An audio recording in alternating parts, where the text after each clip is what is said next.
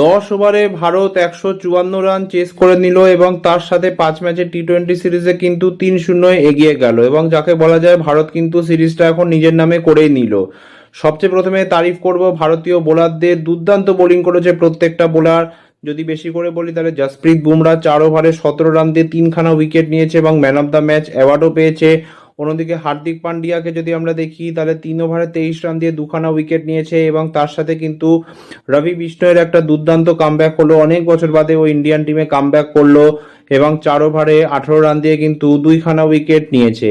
তবে এখানে হার্ষিত রানার বোলিংটা ভালো হয়নি, শুরুতে খুব ভালো বোলিং করছিল কিন্তু পরের দিকে মার খেয়ে গেল এবং এটাই আমরা কিন্তু দেখছি যে ওডিআই হোক বা টি-20 হোক, ও প্রত্যেকটা ম্যাচে কিন্তু শুরুর দিকে ভালো স্টার্ট করছে কিন্তু ডেথ ওভার্সে গিয়ে কিন্তু ও 4-6 খেয়ে যাচ্ছে এবং মার খেয়ে যাচ্ছে।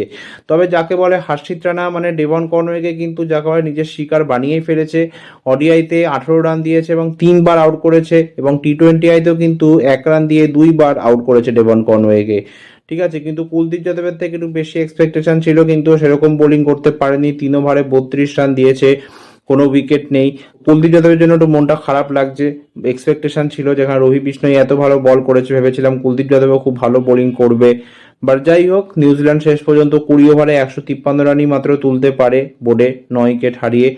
তারপরে ভারত যখন ব্যাটিং করতে নামে শুরুতেই কিন্তু সঞ্জু স্যামসনের উইকেটটা হারিয়ে ফেলে, কিন্তু তারপরে ঈশান কিষান এবং অভিষেক শর্মার মধ্যে একটা দারুণ পার্টনারশিপ হয় 50+ রানের সেকেন্ড উইকেটে এবং ঈশান কিষান 13 বলে 28 রানের একটা ইম্পর্টেন্ট কেমিও খেলে এবং তারপরে কিন্তু 100 আনবিটেনের একটা দুর্দান্ত পার্টনারশিপ হয় অভিষেক শর্মা এবং ক্যাপ্টেন সূর্যকুমার যাদবের মধ্যে। অভিষেক শর্মা 20 বলে 68 রান করে নট আউট থাকে এবং পুরো ইনিংসে কিন্তু অভিষেক একটাও ডট বল খেলেনি, 7টা 4 এবং 5টা 6 মেরেছে এবং অন্যদিকে সূর্যকুমার যাদব কিন্তু 26 বলে 57 রান করে নট আউট থেকেছে এবং সূর্যকুমার যাদবের ফর্মে ফেরাটা অত্যন্ত ইম্পর্টেন্ট ছিল, তো সেটা দেখে ভাল লাগছে। প্রথম ম্যাচে 22 বলে 32, সেকেন্ড ম্যাচে 37 বলে 82 নট আউট এবং থার্ড ম্যাচে 26 বলে 57 নট আউট।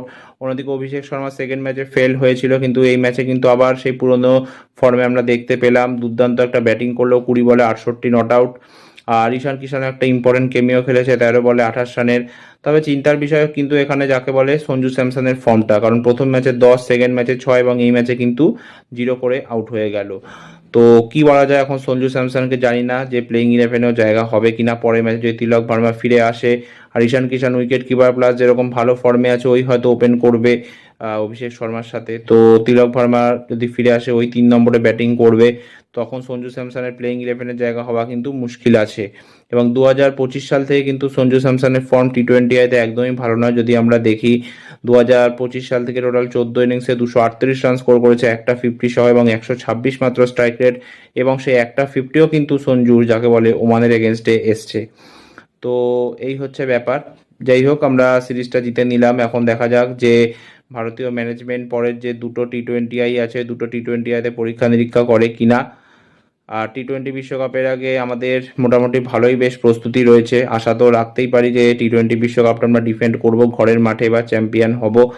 কারণ 2024 সাল থেকে আমরা মোটে 5টা টি-20 ম্যাচ কিন্তু হেরেছি। 2024-এ আমরা 26টা ম্যাচ খেলে 24টা জিতেছিলাম আর 2টো হেরেছিলাম, আর 2025-এ কিন্তু আমরা 21টা ম্যাচ খেলে 19টা জিতেছি আর 3টে তার সাথে হেরেছি। আর তার সাথে 2024-এ টি-20 ওয়ার্ল্ড কাপে আমরা আনবিটেন চ্যাম্পিয়ন হয়েছিলাম এবং 2025-এও এশিয়া কাপে আমরা আনবিটেন থেকে চ্যাম্পিয়ন হয়েছিলাম। তো এই জন্য এক্সপেকটেশন খুবই হাই আছে, আশা করি যেন আমাদের প্লেয়াররা সবাই ডেলিভার করে এরকম টি-20 ওয়ার্ল্ড কাপে এবং চ্যাম্পিয়ন হয়। তো এই ভিডিওটা এতটাই, ভালো লাগলে প্লিজ ভিডিওটা লাইক, শেয়ার আর চ্যানেলটা সাবস্ক্রাইব করতে ভুলবে না। ভিডিওটা কেমন লাগলো প্লিজ কমেন্ট করতে ভুলবে না। তো একটা নতুন ভিডিও নিয়ে তোমাদের সামনে আমি আবার উপস্থিত হবো, ততক্ষণ সুস্থ থেকো, সাবধানে থেকো, ধন্যবাদ।